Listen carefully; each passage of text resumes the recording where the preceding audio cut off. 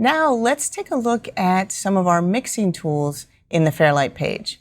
So I'm going to open up another timeline. Here we go, and hide my media pool. And what we have here is the finished version of the scene from Hyperlight. And as you can see, this is the scene we've been working with. I'm going to go ahead and bring up my meters. Here you'll see the mixer.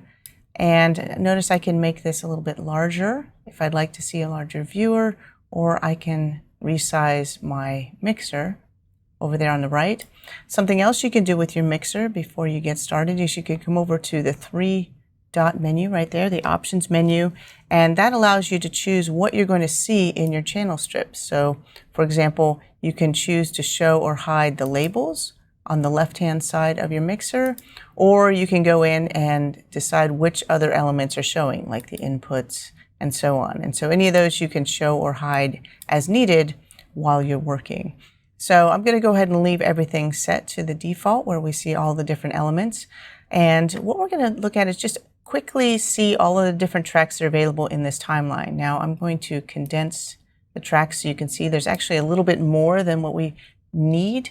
Down at the bottom, you'll see these beige tracks. And what those beige tracks are, these are some reference tracks from the actual soundtrack. So I'm just going to extend those so you can see those a little bit bigger.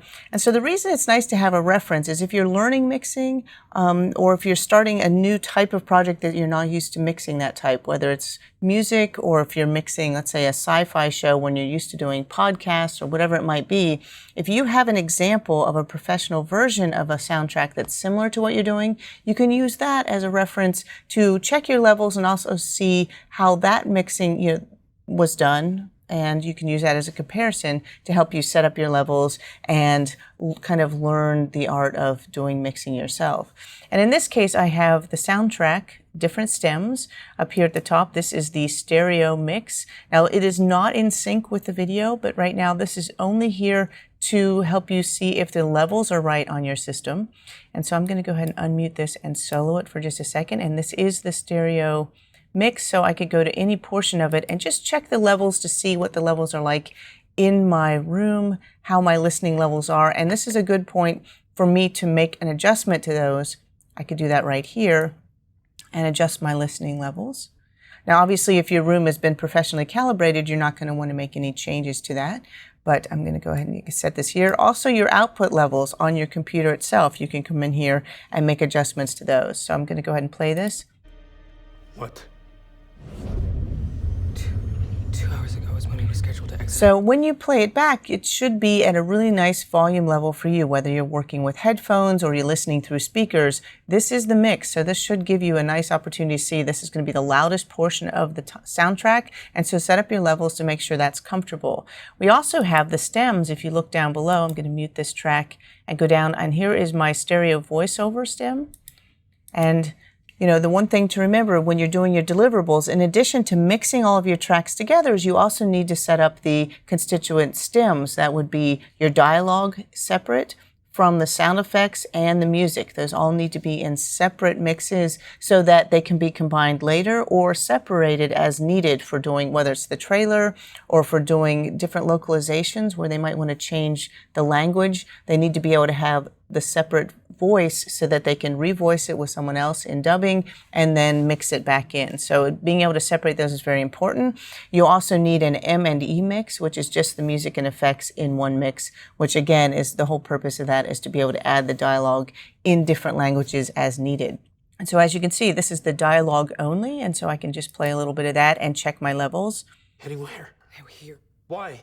And if you watch the levels, you'll see, just as you might have done in dialogue editing, we want those dialogue levels to be right there in between, maybe -10, -15 in that ballpark, and that's what you'll see in the meters as well. Of course I did. It's protocol. Exactly as we had set up. So there's our dialogue, and then of course you can see some of these lower tracks are reference tracks for the sound effects and for the music. So those are all in here just as a reference to help you with your levels and just as a guide for mixing, but we don't actually need them for doing our mix. So since I don't need these anymore, we'll go ahead and hide those tracks. So we'll go up to the index, inside the tracks index, and we'll come down to where those reference tracks are, and we can just hide those if we need to. And then I can just hide my index. So now that those are hidden and we have everything set up exactly as we need to, we can actually get into the mixing portion of our project. Now, the first thing we want to do is make sure that all the levels are set up right. So let's take a look at our mixer. And generally, whenever you start mixing, you want to make sure that your levels on your mixer are all set to unity, meaning that none of the levels have been changed yet. You want to start with a clean slate so that you can then be the one to adjust the levels. Now, everything in theory has been set up in the track, so the levels should be pretty good. It's now you're determining how loud each track is and how well they blend together. And so that's just balancing those tracks. So if I look just at a glance, when I'm looking at the mixer, you'll see that I can see that the levels are a little bit lower. The MedLab has been lowered. Both of these MedLab tracks are not at their default. And same with the drone. So I'm going to go ahead and change those so that I can be the one to make those adjustments instead of whoever might have set this up for me. So to reset these levels, just double click on the fader. And as you can see, let me zoom in on that.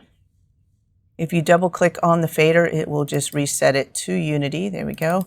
And that means a change has been applied. That's what the 0 is there. And so these are all ready to go. So all of my different tracks. Now, obviously, if this was the real soundtrack, I would have maybe 150 or more tracks here. In this case, this is just more for an example. So the sound effects are all in one track already, same with the music. And the dialogue is going to be in its constituent parts. This is still all separated. But it's enough for you to get the idea of what you'll need to do. So your tracks have all been edited. The clips are all balanced within the tracks. We've set the levels. Everything is 0. And now we can start determining things based on how they actually sound. You'll use your eyes watching the meters, but you're also always using your ears. And as you make different changes, you'll be constantly massaging those levels and adjusting them as needed until you get what you want. It's never a set it and forget it when it comes to mixing sound. And so let's start off with just playing a little bit of this from the beginning. I'm going to just play it in full screen. I'm pressing P to play in full screen.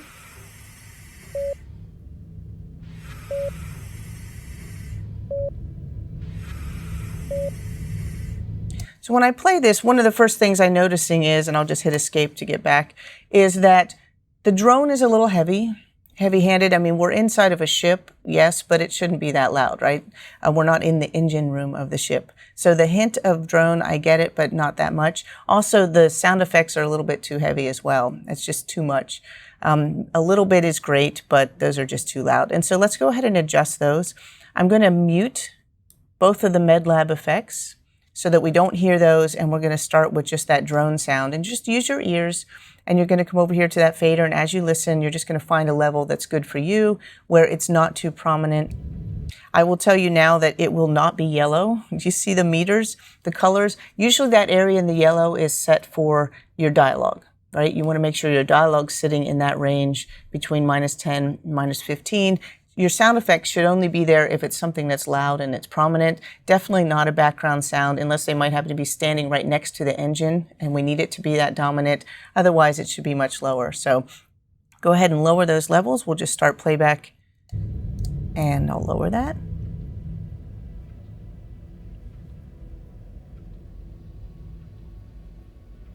So you want to hear it, but not too much of it. And so I just did that by muting the MedLab effects because I didn't want those to be clouding what I'm hearing, and that way I could focus on the drone. So find a level that you're happy with, and we're done with that drone. Again, at any time you think it's not present enough or you need more of it, you can always do that. Now, if you want to, one way that you could check to see if your level is pretty good is you can listen to with and without it in there by starting playback and just mute the track and then unmute it, and you'll see what you'll hear. Am I even hearing it or not? So I'm going to start playback.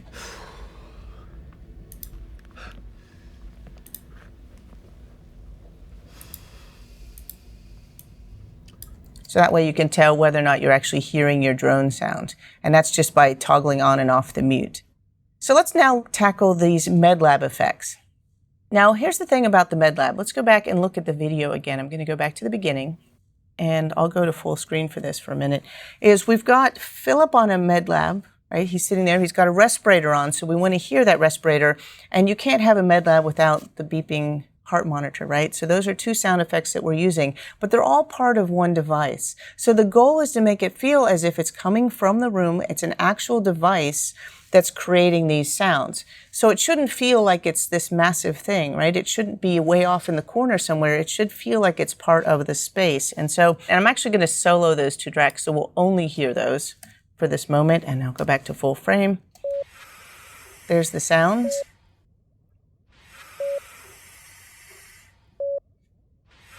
All right, so we have Philip on his MedLab, and as you can see, we get an idea, but we only see the mask at this moment. Now, if we go a little bit further down, just scrubbing across there, we can see a little bit more of the machinery, but we still can't get a sense of scale. So we'll just look a little bit further. There we go. Now you can actually see the machine in the background. So it's really this, and there's the computer. So all of the sound we're hearing is coming from this little space right here. All right, so we need to keep that in context as we're crafting what the sound is going to be like. And so it shouldn't be this massive thing, but we do want it to sound like one item.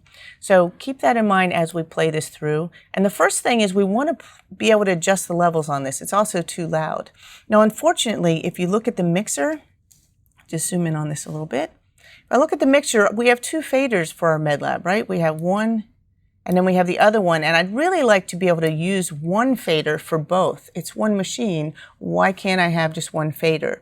Now, because these are both mono sounds, I can actually link those together into a stereo linked group, and that will give me a single fader, which would solve our problem. So let's try that. I'm going to come over here. Let me reset those faders. And all I have to do to link this group is to go up to the Fairlight menu and choose Link Group.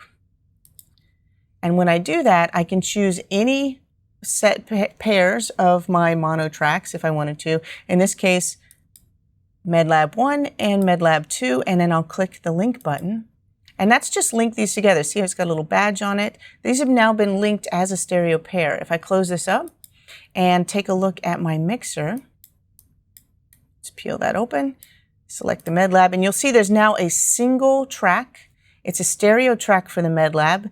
I don't see MedLab 2 anymore in my mixer because it's hidden. Whenever you link tracks together, only the first of those linked tracks, only channel 1 is the one that's going to show up. However, they're all linked together. You'll see a little band right here on the left next to the two MedLab tracks. Those were mono tracks that shows that they're linked together. And you also see a little badge or band around them as well up here.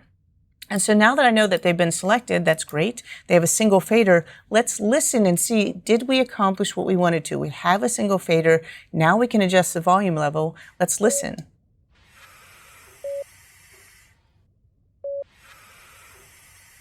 Okay. You notice something strange about this, okay? We totally broke it.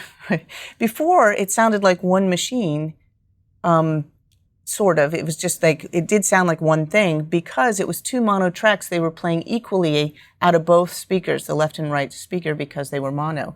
Well, now that we've linked them together, it's treating it as a stereo pair so that the left channel, the heart monitor, is playing out of the left and the respirator is playing out of the right. So it actually sounds like they are on opposite sides of the room, which is exactly the opposite of what we're trying to do. So we'll need to fix that with our panning controls, and we'll deal with that in just one second.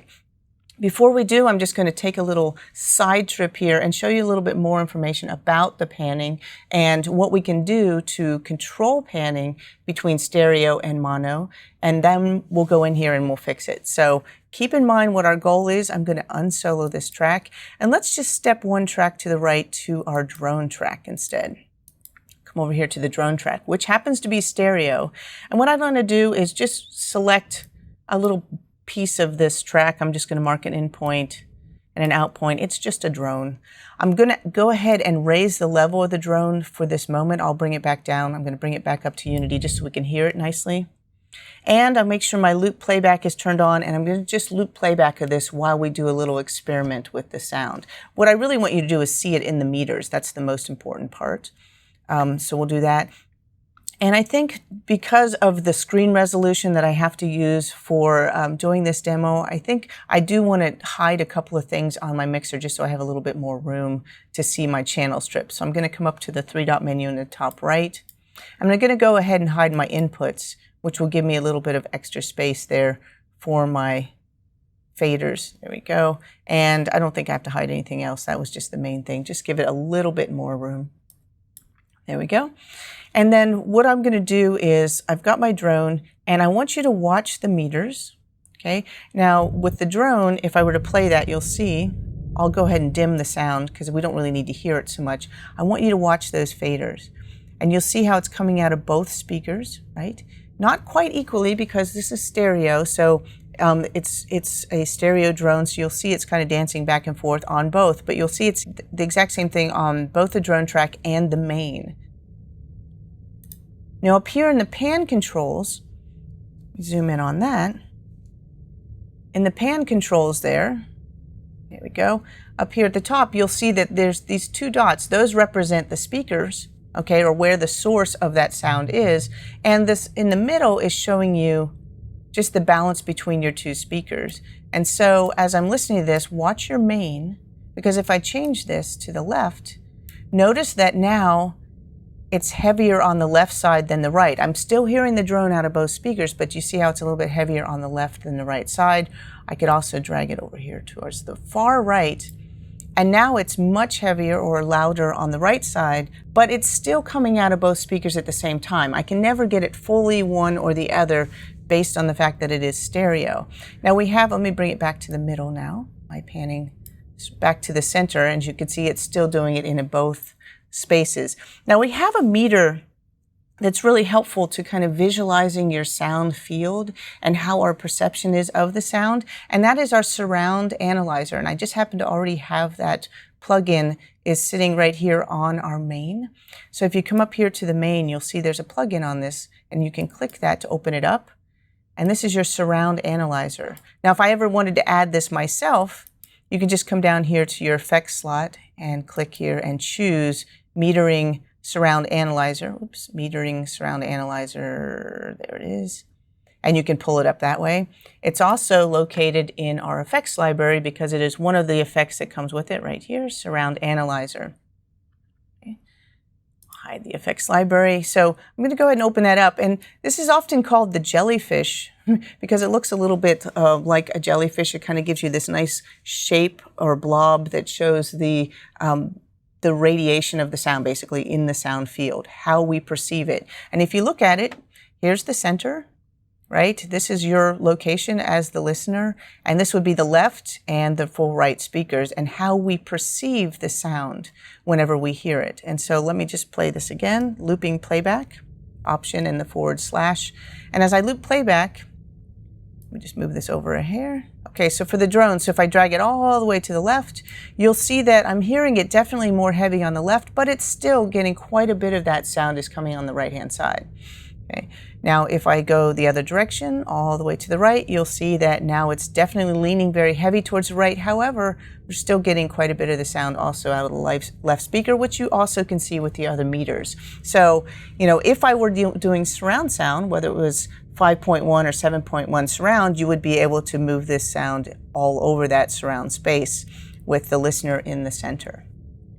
So, okay, we can see what our limitations are when I'm going to stop playback when we're listening to it in stereo. Now, what I'm going to do temporarily is let's go over to this drone and right-click, and I'm going to change that drone track to mono just for the moment for this example.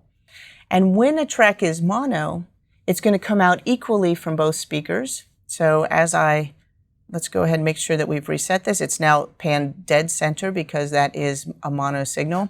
If I play that, looped playback again, option /. Notice it's now coming out equally out of both left and right channels. Notice there's a single fader right here for the drone, and look how it's exactly the same on both channels when you're looking at your main. Let's pan it to the far left.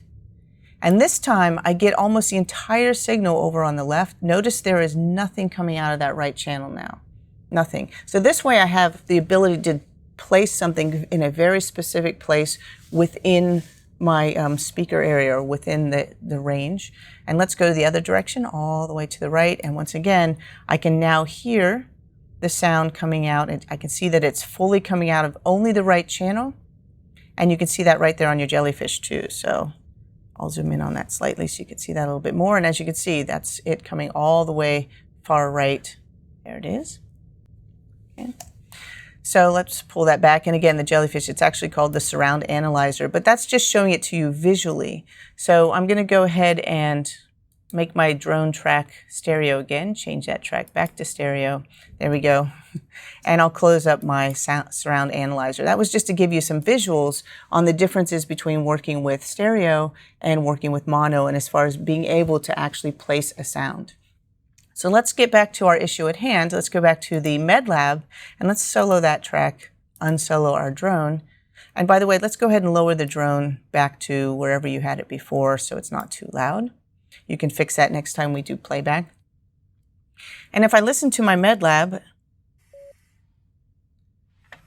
okay, I'm watching my MedLab right now, my MedLab sound. Let's go ahead and bring up, on that track, let's bring up the panning. And instead of working with the pan right here in this small panner, double click on the pan control here in the mixer and you will get the full pan window.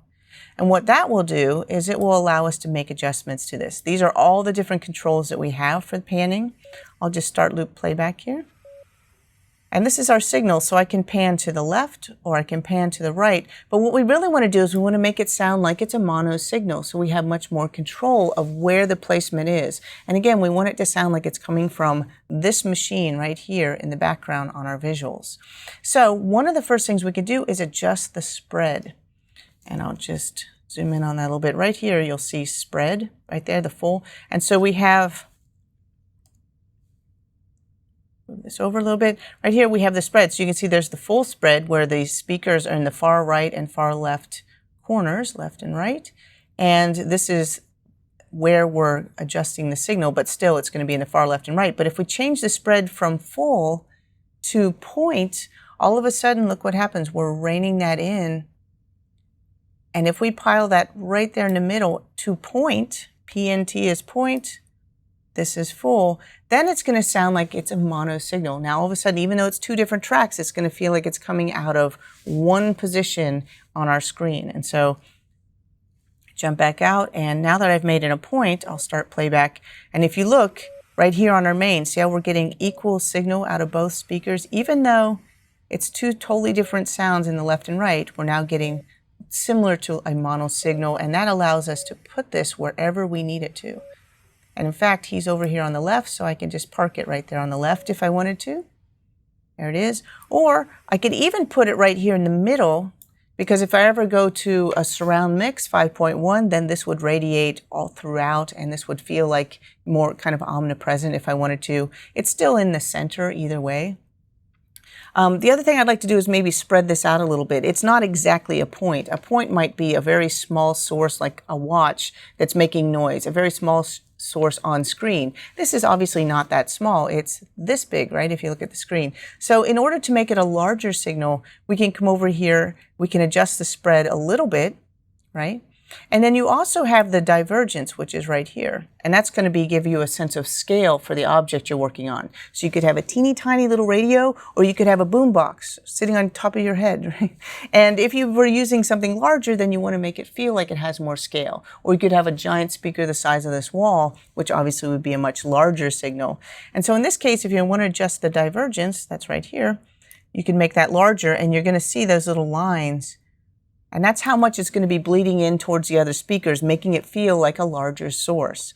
And you can even look at it in more of an overhead position, if that helps. So this is now showing how the source is radiating from the center. And then so if I place it somewhere, it's now a source. And if I look at it, comparing it to the screen, it's a much larger source. And it's going to feel like it's to the left, but it's also going to feel like something with some substance as opposed to a tiny little point source. And I can do all of that by just adjusting these few settings with my sound. So we've now fixed the MedLab, although I do want to put it right here in the middle. So we balance our tracks, and then we do things like adjusting our panning. Now, obviously, the dialogue is all panned to the center, but we might also want to do something with, let's say, Ada's voice. I'm going to clear my in and out points for a minute. Ada's voice, she is a computer voice. She's coming out of speakers, and those speakers are all over the place. So it's possible we want her to sound more omnipresent as opposed to a source, because we really don't have a body for her voice. And so if we wanted to do that, let's go to her voice. One of the things we could do is we could add a plug-in to her voice. And if you look, on her track, I already have a plugin on there. There's a flanger, a de-esser, and if I click on this, you'll see this is a stereo width plugin. This is one of our Fairlight effects. It's right here, stereo width. And what this plugin will do is this will give you the ability to adjust the scale if it's a stereo track. And so, for example, I'll just play that back. I'm going to select that clip. So I can do loop playback. I'll make it a little larger so you can see that. We'll solo that track. So we're only listening to it. And if I play it back, Emiliana Newton. Okay, so there you can hear Emiliana Newton. And if you look, right now it's just a fairly tight stereo, but I could also change that width to make it very narrow so it sounds like it's mono. Emiliana Newton. Or really wide. Yes. Now it feels like it's this massive signal, right, radiating through the whole room. And so you can just choose where you want that to go to kind of give it the feel that you're looking for. And that can be done with a plugin. So just showing you different options for managing your sound and how it's interpreted within your speakers. Let's go ahead and clear that out. And so the next thing we're going to look at is, now that we've done a little bit, our levels are balanced, assuming they're balanced on all your tracks, the relationship between the different tracks is working, and we have adjusted, make sure everything is panned as we want, at least for now. Then the next thing we want to look at is some of our sweetening tools, which we have EQ and we have compression for that. And there's always a spirited debate as to which comes first, EQ or compression. And compression is managing the levels, basically, just as you would with luminance if you're dealing with color grading.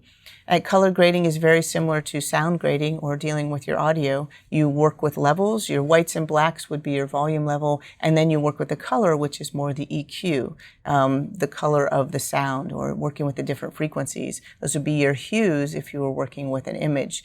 Now, in this case, because we balanced all of the clips ahead of time, we've already done some of that work with the levels. So I'm going to start with EQ just for this example. And our EQ is right here on every single track already. Every track has EQ. And if you look, let me bring up my labels. There they are. And if you look at the labels on the mixer, you'll see that there is the EQ right here. I'm going to start with the Emiliana track, and we'll just show you a quick example of what the EQ looks like on that. So if I open this up, you'll see there is my EQ window that gives me the ability to adjust the EQ on her track. Now, it would help to know where her actual voice is. Where's the meat of her voice? Most human voices are going to all fall right here in the lower mid section, is where the main part of their voice is, and then any kind of sibilance or the high end of their voice is going to fall in that upper range. Now, what's nice about this, I'm going to hide this for just a second, is that we have a plugin that will actually show you exactly where the voice is, and that's our noise reduction plugin. So I'm just going to add that to her track just to show you. And I'm also going to solo her track for the moment, unsolo Ada's track. I'm going to zoom in a little bit more so we can really see her clip here. We'll pick this one as the clip that we'll work with for this example. Ada, identify the person I'm speaking with. Okay, so we'll listen to her saying this particular line a few times. The level's already okay, as you can see with that, but now we're going to work on the EQ. Now, if I want to see exactly where her voice falls, what you could do is come over to the effects library, and we can take the noise reduction, which is right here, noise reduction, and I'm going to put it on her track. Now, again, this is not necessary. I'm just showing you this is a nice way if you're learning about frequencies and how voices fall within the frequency range. This is a nice way to see them. So I'm going to drop it onto there. And this has a live frequency analysis built into the noise reduction. So if I bring this over here, right now this purple area by default is what's being removed. That's the noise profile. So the first thing I would want to do is come over and reset the noise profile. That's right there in your presets. Notice there is no noise profile being removed now. I have it set to manual mode, and if I wanted to start looped playback, Ada, identify the person I'm speaking what it's showing me now is, as long as I leave this set to manual mode and there's no profile being taken out, I'm not reducing any noise, but it's showing me anything in white is showing me the actual frequencies. So I can see right here, this is the meat of her voice. This is some low end happening here, but you see that's right where her voice is. I can even see where her sibilance falls, right there around 7.2. 8, identify the person I'm speaking with. So now that I have an idea where her sound is, I can close this up. I don't even need to keep that plugin if I don't want to. I'm going to hide my effects library. It's sitting here not doing anything, not causing any issues. I could always turn it off if I wanted to, or delete that plugin. But for now, I'll just leave it there. It's not bothering anything. And I'm going to come back to that clip that we were just working with. Now, normally when you're working with your EQ, you don't want to do it soloed. You want to do it with all the other tracks so you can hear it in context and make sure it sounds good in context. But in this case, I'll solo it just to make it easier for you to hear for this demo. I'm going to bring up the EQ. And when we're working with the EQ, there is no perfect formula. There's no secret sauce that's going to work on every voice because all voices are different. If you're a colorist, there is no secret that will match every flesh tone. Same thing with every person's voice. And the reason that we separate every voice to its own track when we're dealing with dialogue, and even if you're mixing music, you know, your vocals all go on different tracks so that you can treat each vocal differently. Same thing here. Every voice is different. And so you find the nuances of a voice that make it unique. You might want to enhance those. Things that might be detracting are the ones that you're going to want to reduce or attenuate. And so it's just a very fine line that you work on. You never want to hit it with a hammer unless you're trying to make the voice sound bad. So a couple of things that usually work well is, for example, I'll go over here to band 1. And band 1 is just basically my high pass filter, and it's just going to allow me to roll off some of that low end sound. Her voice, there was a little bit of stuff happening in here, which there's generally nothing good is going to be enhancing a voice, anything below 80, but depends on the voice, of course.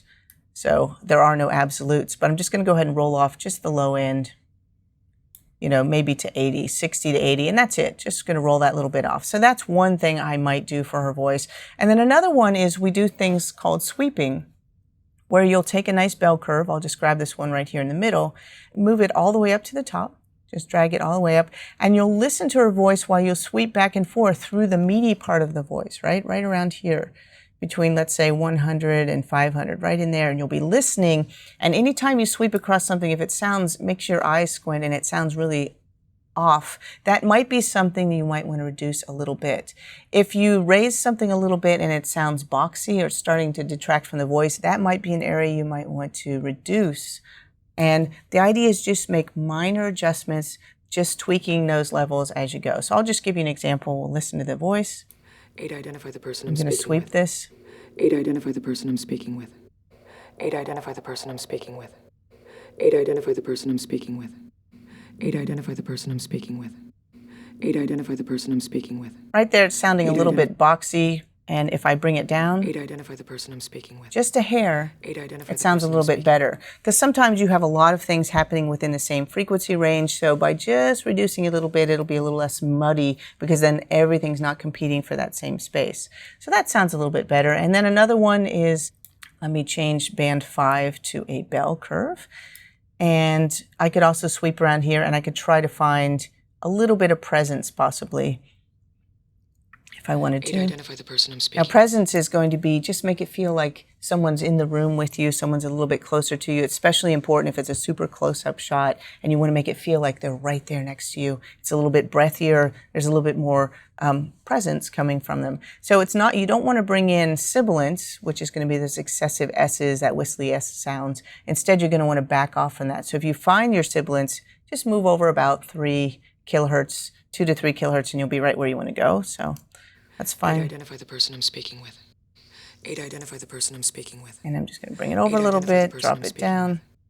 8, identify the person I'm speaking with. And maybe that's just a little bit of presence that I've added. So those are just a few things you can do, but you go one voice at a time. Obviously, these are the tools you can work with. Now, if you like working with lots of plugins or if you want to have many different levels of EQ, this is just one that happens to be built into the track, but you also have the ability in our effects library. We have our vocal channel plugin that you can use. If you apply the vocal channel plugin, it has a built-in high-pass filter you can add, additional EQ, as well as compression. So if you want to add multiple layers, you can also do it that way as well. I'll turn that off for now. hide my effects library. So that's EQ, and notice that once you've added your EQ, it shows up right there in the graph, so you always know which things have been affected. Now let's look at our dynamics. When it comes to sweetening, in whichever order you're going to do these, that's another one that's really important. So let's go down to Philips track. And what the dynamics is, it's going to adjust the balance of those peaks to the main part of your voice. And so the idea is it's just taming our peaks. And if you were thinking about dynamics, it's the same thing as your dynamic range you might have if you're working with images. What's your hottest thing? The white levels, right? And then you might want to bring those a little bit closer to your midtones if you want, or your mid. And same thing you would do here, right?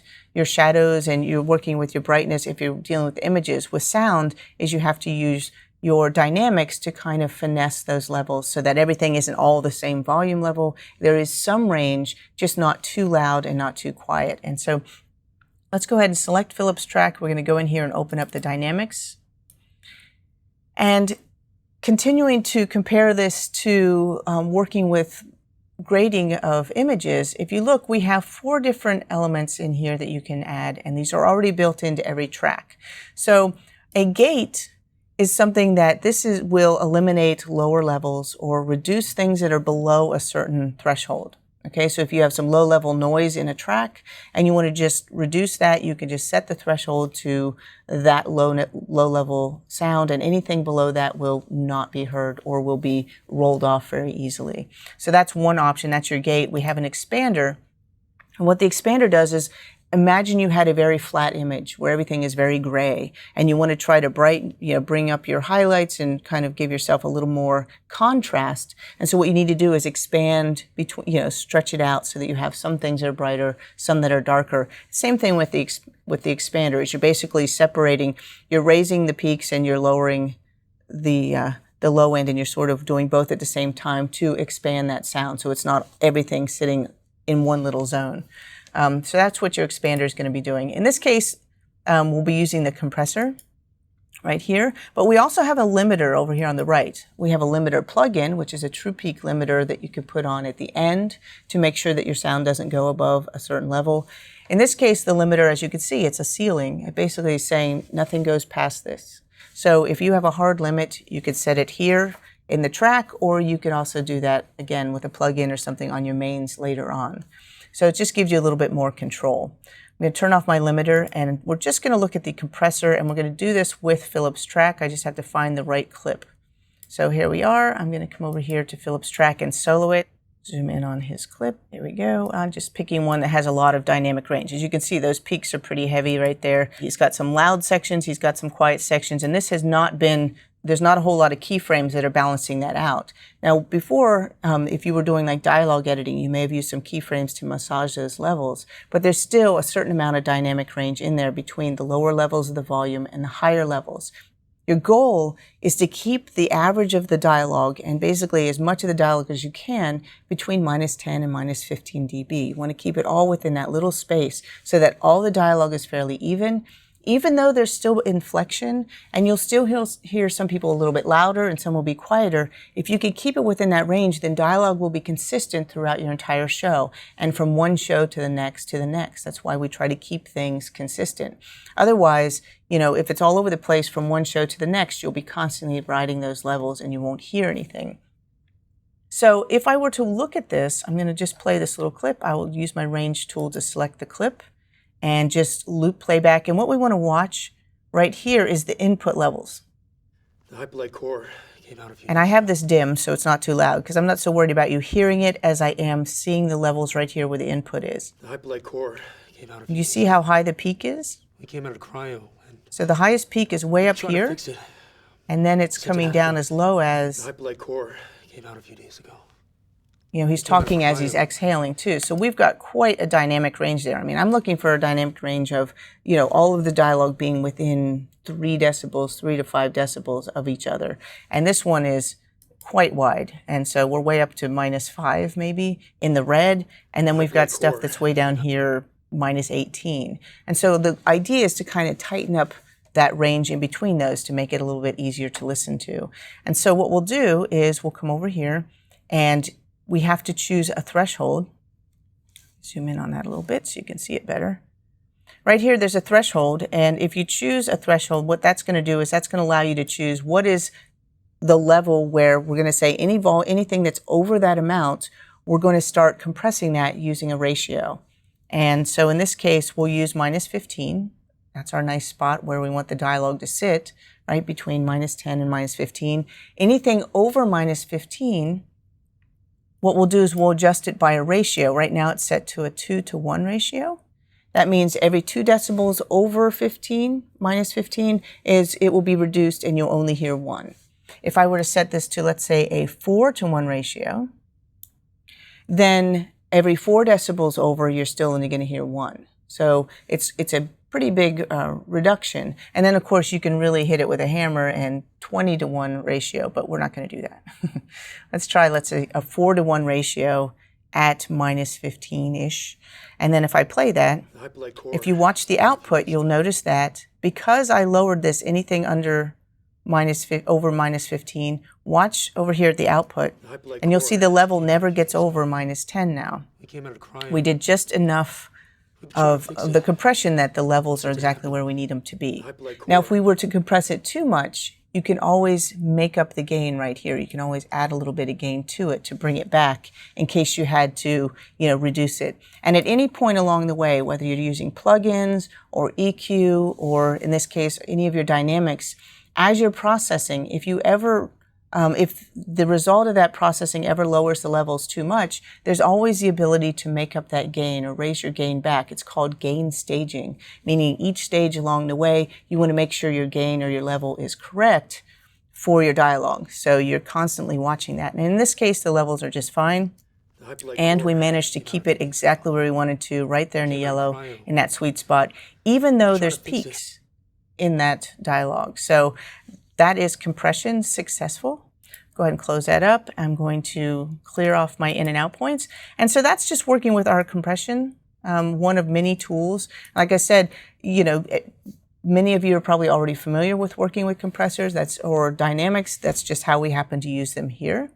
If you look up at the top of my mixer, one of the things that's new is we have this order menu. And basically the default is going to be effects, EQ, and then dynamics. That's F, E, and D. If I click on this though, for each track, I could change the order. If you would rather have your EQ first, then dynamics and effects, you can change the order that way. If you'd rather have effects first, and this is the order of processing before it makes it to the output.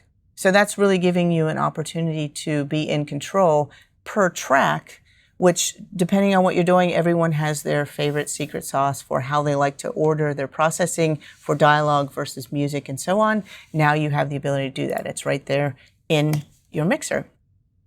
So we've set up our tracks. We have set up our dynamics. We've done our sweetening. Now let's look at, let's say we wanted to add a little bit of bussing to this. We need to route these things because at this moment, all we have is one main. And our main happens to be a stereo main. And I mentioned at the beginning of this section, we need to be able to break things up into the constituent parts, dialogue, music, and effects. And we also need to have an M&E, music and effects mix, that is only those elements without the dialogue. So how do we do that? Well, all we have to do is make new buses. Now, buses are just the way to get the source out, right? It's just as if it were a water flow. Signal is going to go through the tracks to the faucet, right? The faucet is your output. And you can also run it through different pipes to get to the output as well. You can have it branch off 3 different ways and come back, just like you might with sprinkler systems or the pipes in your house. The same idea goes for your busing here. It's just routing the signal flow to get it to wherever you need. And so in this case, we're going to create some more buses that we can use to kind of control the signal flow. And you would do the same thing whether you had 200 tracks or 1,000 tracks as you would if you have, in this case, like 10 tracks. So let's go up to the Fairlight menu, and this is where you can choose bus format. And this happens to be our legacy fixed busing right now. This is one of the busings where you can choose to make mains, submixes, and auxiliaries. We also have flex busing, which allows you to do flexible buses where any bus can be patched any way that you want to, and it can be used to go from bus to track, track to bus, and so on. But in this case, we'll use the legacy fixed busing. This is just traditional busing, and you can do the same idea using either bus method. So right now I have my main, which is just a stereo main. Let's make another one. I'm just going to click main again, and that gave me my second main. And this one's going to be that M and E main that I mentioned before. I don't want it to be mono, it should be stereo as well. If I was mixing for 5.1, then obviously I would be making 5.1 buses and so on. In this case, I'll just do stereo for this example. I'll go ahead and change the color as well to something different, just so we can tell the difference between our M and E and our stereo main. Okay. Then I also want to make some submix buses. Now the submixes will be our dialogue, our music, and our effects. So let's make 3 of those. 1, 2, and 3. Dialogue is a mono signal right now, so we could do it as mono or stereo depending on what we need. In this case, I'll go ahead and keep it mono, and we'll call this dial. Leave it mono, and I'm going to just change it to orange. Let's do our effects next. So SFX for sound effects. We'll make that stereo, and I'll make it purple for no reason. And the third one will be our music, and also stereo, and that one I'll make navy. Okay, so we now have all these different colored buses, and we haven't assigned anything to them yet. All we did was lay out the piping so that we can run the signal to it, right? And then we also have to decide where these go once we're finished with them. So click OK. And we've created these buses, and if you look down at the bottom, when you're dealing with the fixed busing, you'll see that my mains go across the bottom. Let me just zoom in on this a little bit, and you'll see we now have these little patch panel here. So we can say I want to patch to main 2 or main 1 this track, or I can patch to my different submix buses right here if I'd like. Or what we'll do instead is we'll go up to the Fairlight menu and choose Bus Assign. And when you go to Bus Assign, this is going to give you a map of all of your different tracks and your submix buses. This will show you all of your buses up here across the top. When you're working with legacy fixed busing, then you're going to see an M1 and M2 for your mains. The S1, 2, and 3 are submix 1, 2, and 3. Okay, it's just naming.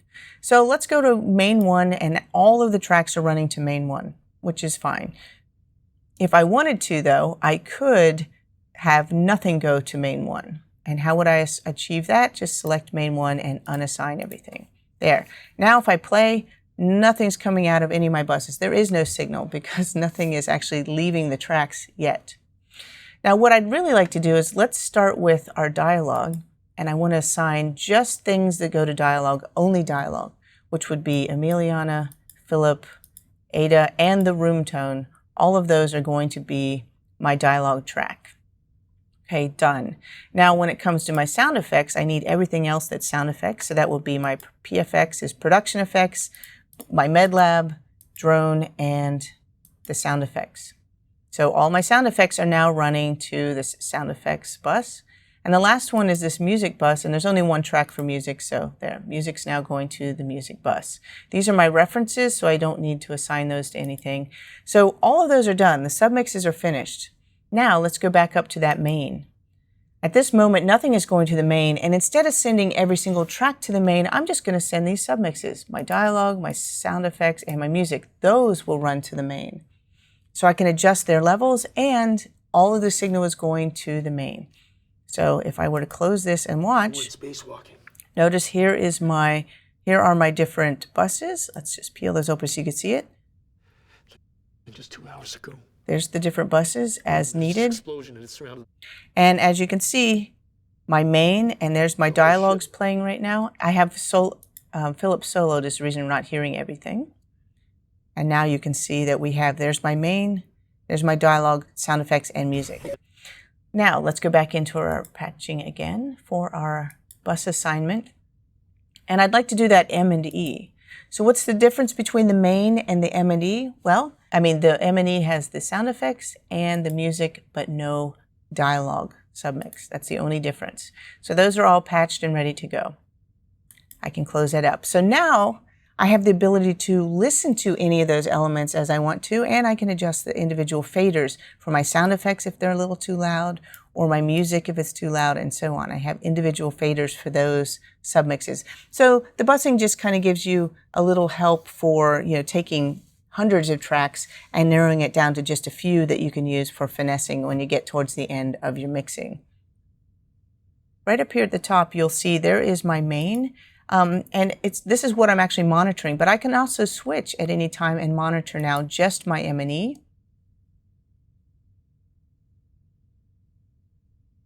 Or I can switch it to my dialogue and then only hear the dialogue, or only hear the sound effects, or only hear the music. So it gives me a lot of different options for playback as I go, or for monitoring.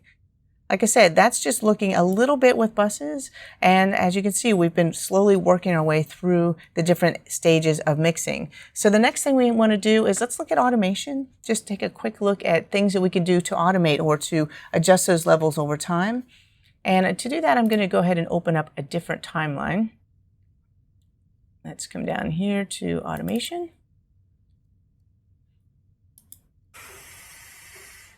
Okay, and switch this over. So I'm looking at my automation, and what I'm going to do is we're going to just spend a little time on this MedLab track, and I'll just add a little bit of automation to that track. Now again, we still have some busing on here and so on. I'm just going to kind of collapse some of this for now.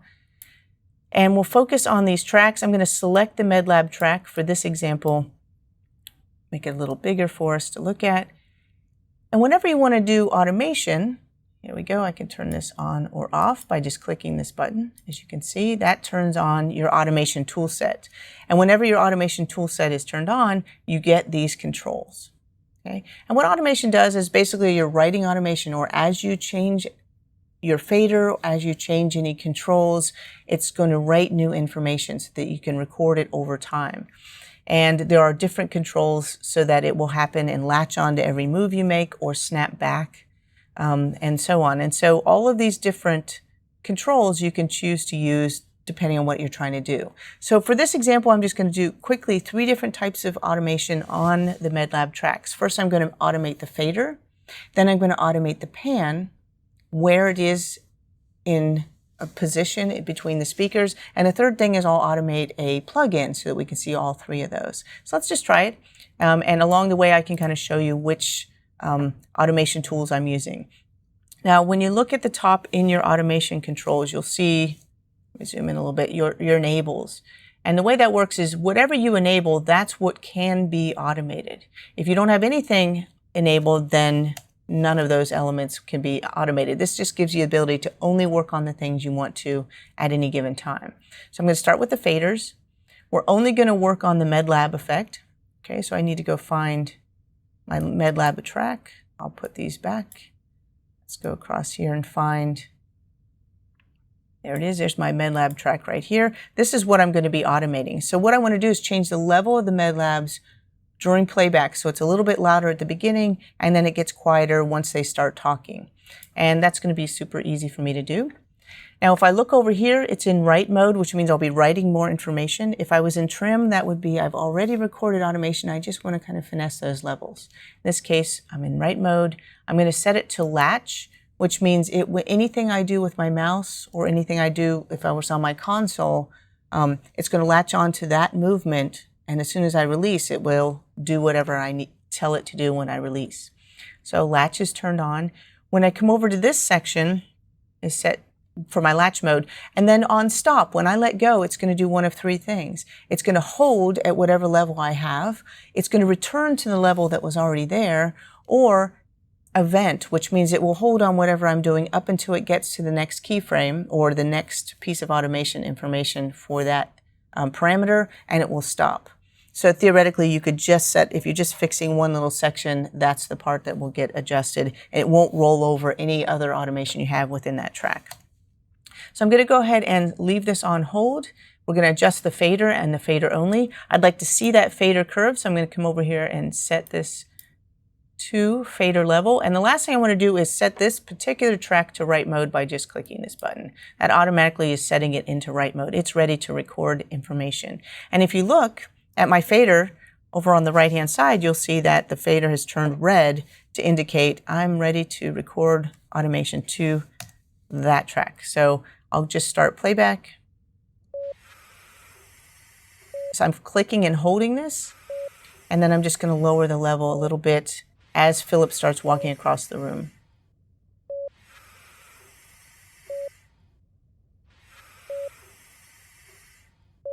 He's watching. Now I'm slowly lowering the level.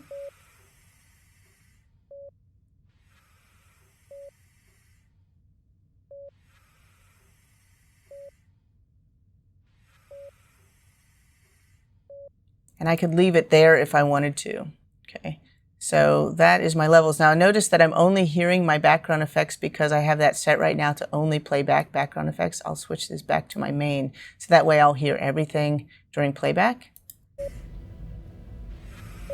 And there you can hear those different levels. And so as you can see, I've just recorded the automation to that track. Now let's try the next one. I mentioned I was going to do pan. So let's come over to change this to pan. And I'm going to adjust both the left, right, and the front, back. Let's open up the pan window so you can see it. Remember how this is sitting right here in the middle. So what I'd like to do is start it so it's on the right-hand side of the screen, because that's kind of where Philip's head is. And then as it moves across the screen at the very beginning, I'm going to slowly pan it over and then park it on the left. And then when I get to this red marker, when they're at the table talking, I'm just going to leave it back here in the center. So at the moment, it's in the position I actually want it to be when I'm done. So we're going to end up right here. And to do that, what I can do is I can actually mark that spot right now on the automation curve for the panning, and that way it will return to this position. So let's go ahead and set that up. I'm going to come up here and enable my pan and disable fader. Then I'm going to come over here, and instead of on stop return, I'm going to go to event. And that means when it gets to any kind of automation, it will stop. We'll leave it set to latch mode.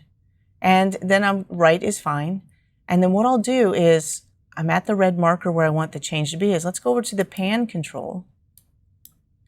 And right here in pan, I want to see my left, right, and go ahead and turn this into right mode. And you notice it's sitting here ready for something to happen. Notice everything is turned red right here, right? And what I'm going to do is take this pencil tool and just draw a little bit of automation right there. See how I just did a little scribble right there? So I'm basically locking in that position for my left, right at this moment in time. Okay. I'm also going to switch this over in pan to my front, back. I'm going to do the same thing. Got my pencil tool there, and I'm just going to kind of scribble a little spot right there. And that way I have set some automation, so it's absolutely going to come back to this position for both front, back, and left, right. Okay. Then I can come back to the beginning. I'm going to turn off my pencil tool. I don't need that. I'm just going to go back to my arrow, and I'll be ready for this to do something, right? And so now I can have this make any kind of adjustment that I need to. And so again, just making sure that we have this set. Now, as I mentioned, you mark your setting. As you can see, there it is. And if I want to make a change, I'm going to go ahead at the beginning of this and drag it to the new position, which is going to be over here. So that's where it's now going to start. This is where it's going to start, and I can see that both in my left, right, and in my front, back. As you can see, there's a little bit of difference there in my pan curve. And what I'll do is I'll just start playback, and I'm going to move this as he's moving. I'm automating that position, and I'm going to park it right here on the left. They look to the left, so they're looking right there where I have it panned. Still there on the left, it works. He walks across the room, still on the left.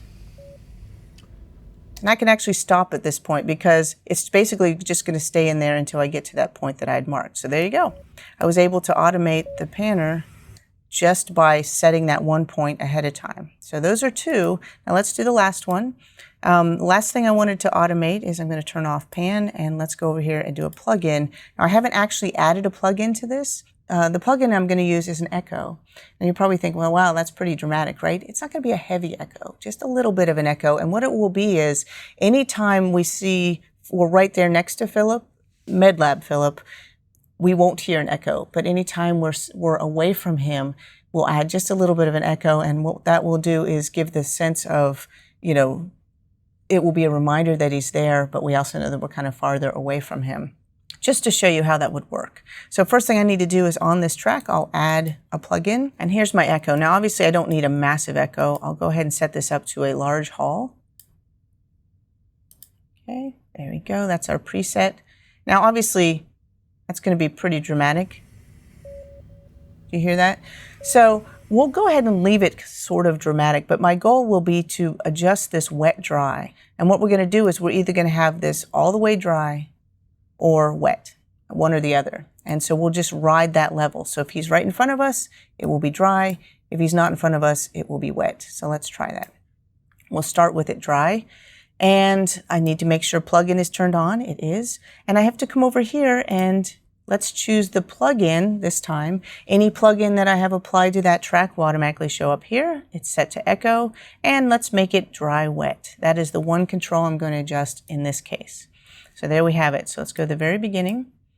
And I have this set. I'm going to set it to write mode so it's ready to go. My wet dry is exactly where I want it. I'm just going to watch my screen. I'm in the top right. Might make that a little bit bigger so I can just see it better.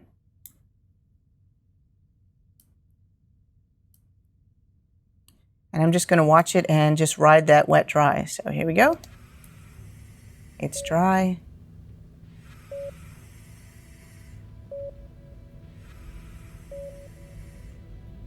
That gives us a sense she's further away from him in a room.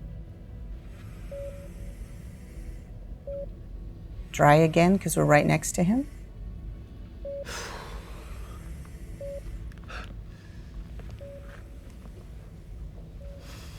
Now he's further away. So as you can see, I'm just giving a little bit of realism to the shot.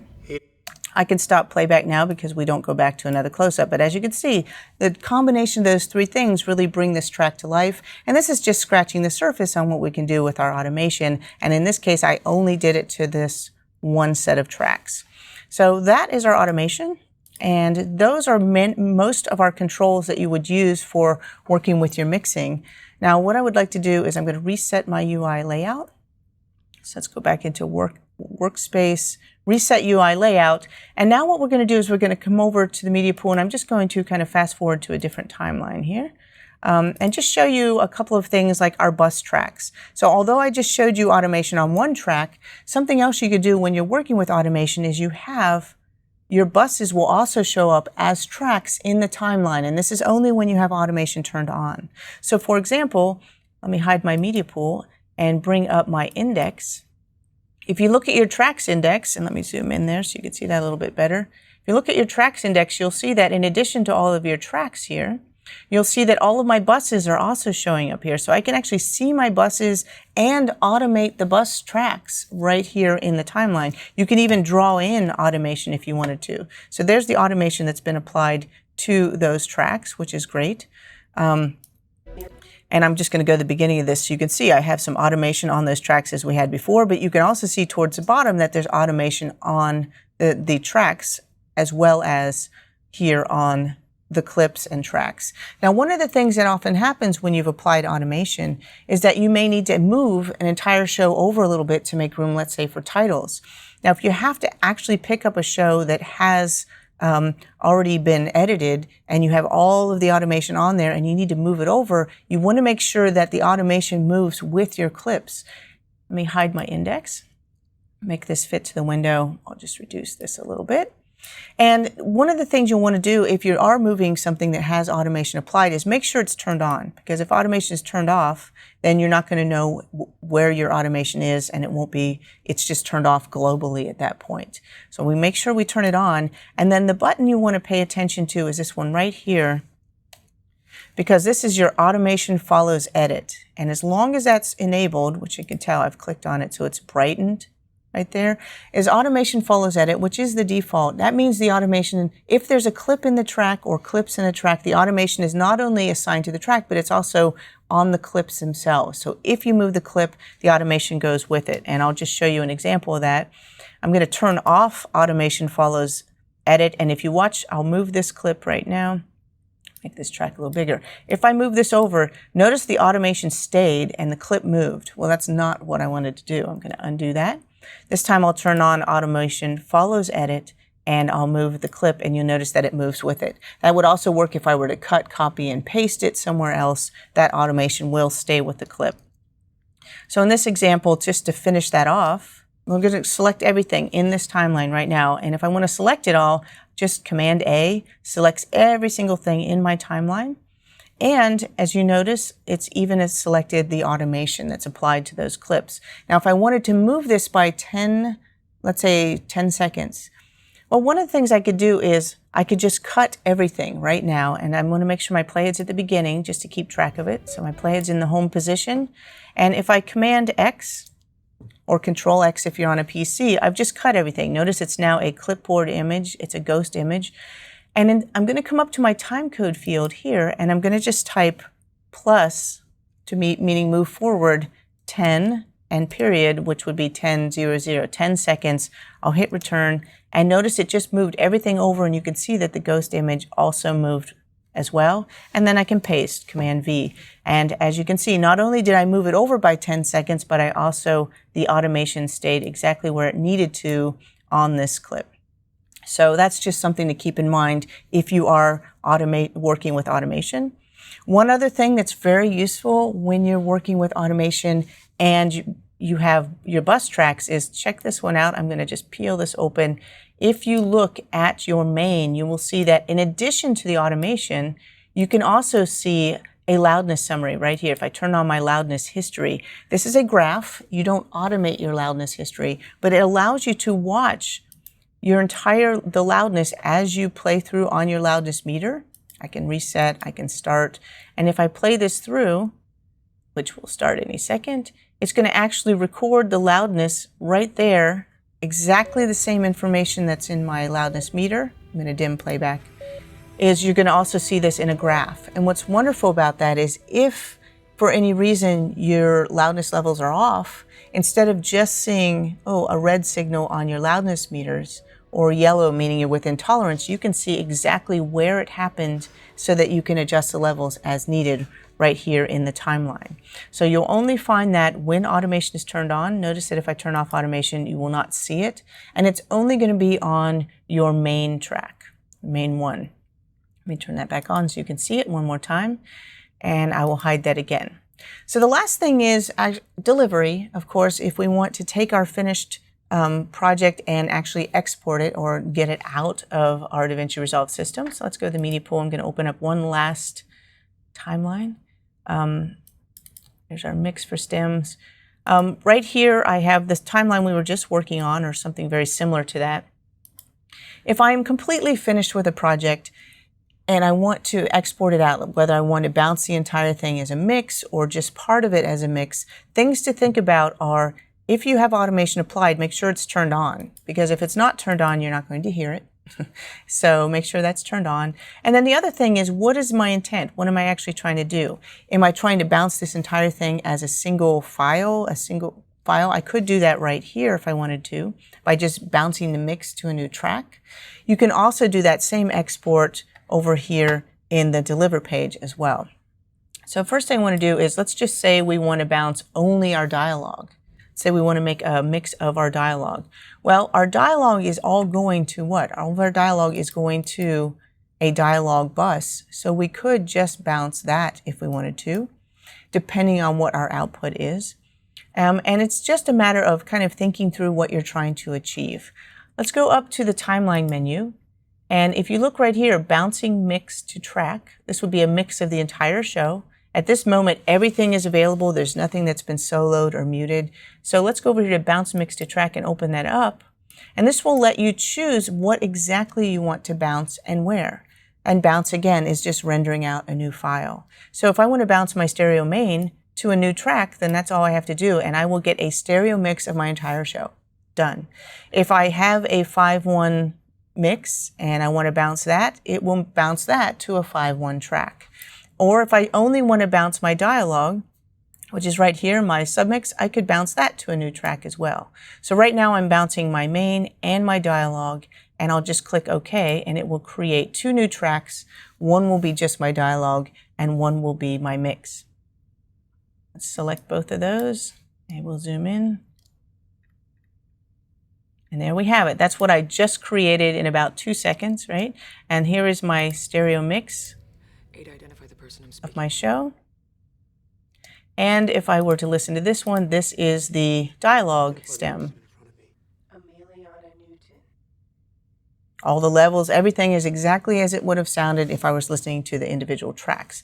Now, where did these bounce files go? If I look into the media pool, you'll find them, they all just dumped right into whatever bin I happen to have selected. Once you have created one, you can actually go in there and rename it if you wanted to. You can export it right from the timeline, give it a name and export it this way, or you can also deliver from the deliver page as well. And for this example, let's open up a different timeline, and I'll just show you a way of delivering from the deliver page, but let's open up a different timeline. I'm going to go to this one called Finishing Start, and that will wrap up our little story on going through the entire mixing process.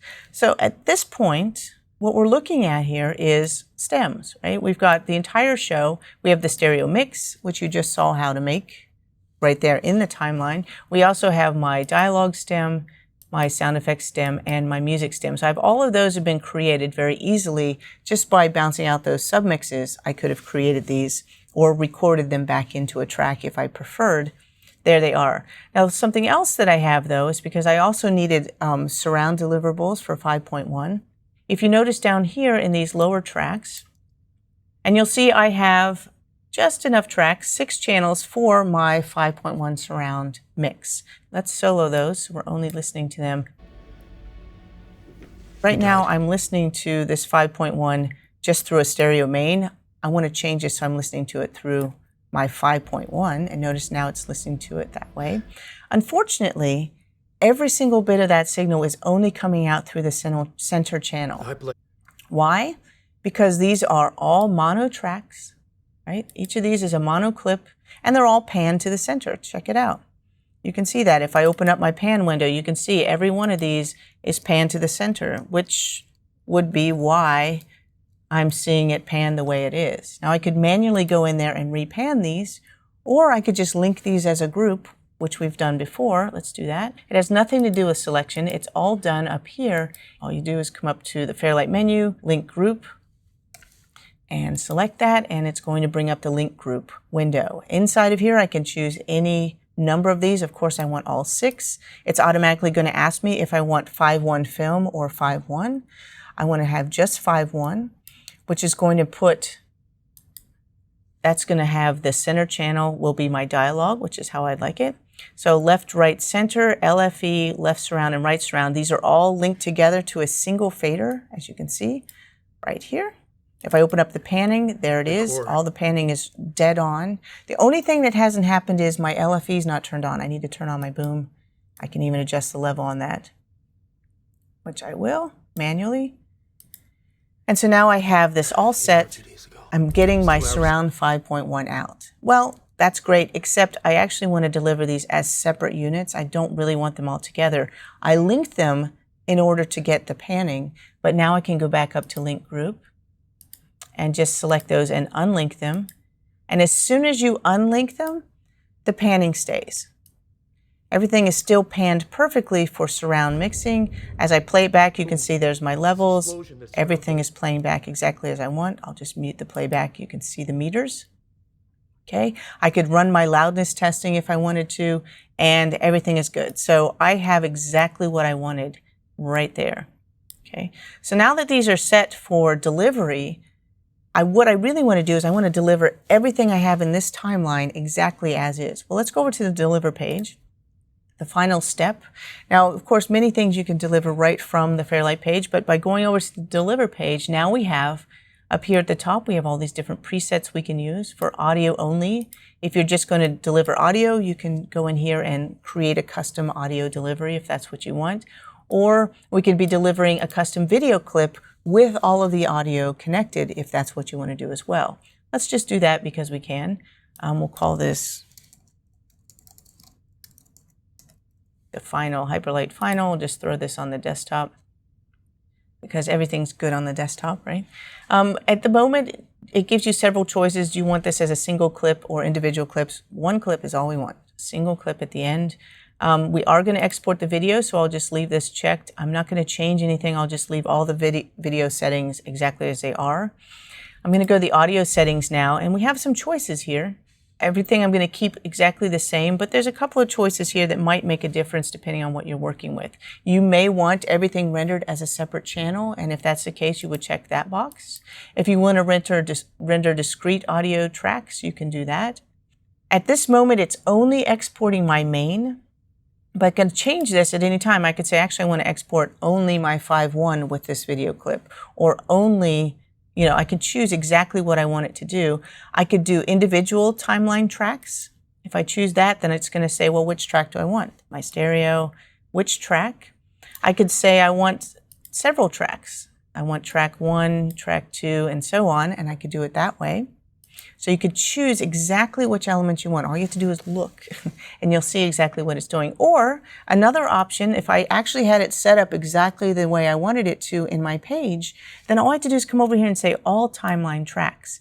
And then exactly what I had set up, stereo, each stereo stem followed by the 5.1, all 6 channels of the 5.1 mix. And let's say that is exactly the configuration that I needed for my delivery. Then I could set it up that way to all timeline tracks and then add that to the render queue and then render that out. And I will get exactly what I was asking for. So whatever it is you're trying to create, whatever combination you need, you will find those choices right here up at the top, including Dolby Atmos, master files, and so on. So hopefully this gives you an idea of some of the deeper mixing tools. You've seen what we can do with sound design and mixing, and now you can apply those to your own projects. So thank you for watching.